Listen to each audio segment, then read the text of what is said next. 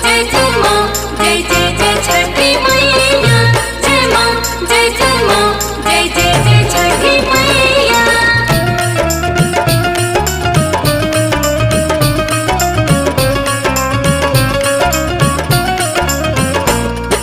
जय जय जय जय मैया, जय जय छठी मैया। जय जय जय जय मैया, जय जय छठी मैया।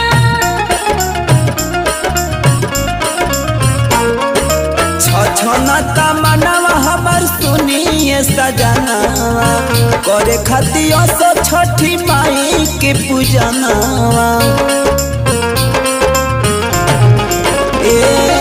छछनता मनवा हमर सुनिए सजनवा, करे खातिर सो छठी माई के पूजनवा। भूखे रही के पियासे 3 दिन सही के ससतिया।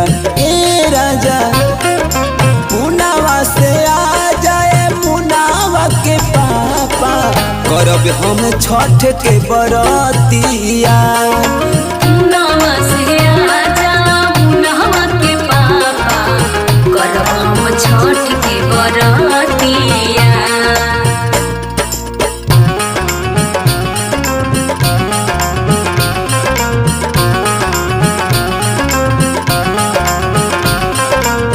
करब हम छठ के बरतिया, करब हम छठ के बरतिया। करब कोसी भरिया घाट के किनरिया, उखिया गरब साथ लगिया।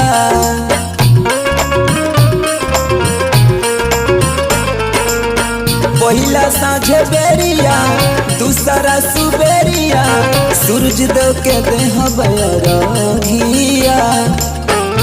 बारब कपूरवा उतारब छठी माई के अरतिया। बारब कपूरवा उतारब छठी माई के अरतिया।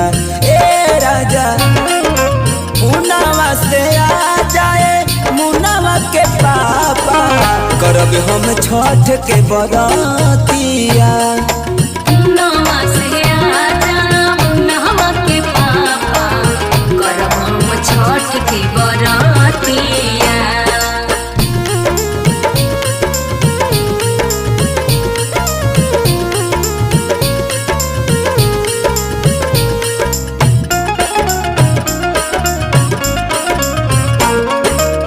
सुनल नु पानी ए राजा जानी, छठ होला सबसे महान हो। छठ होला सबसे महान हो। अंबर से देवता धरती पर सेवका, जय जय करेला जहान हो। पवन पिया जदि अति दौल के जैती घटिया। पवन पिया जदि अति दौल के जैती घटिया। ए राजा मुनावा से आ जाए मुनावा के पापा, करब हम छठ के बरतिया। मुनावा से आजा मुनावा के पापा, करब हम छठ के बरतिया।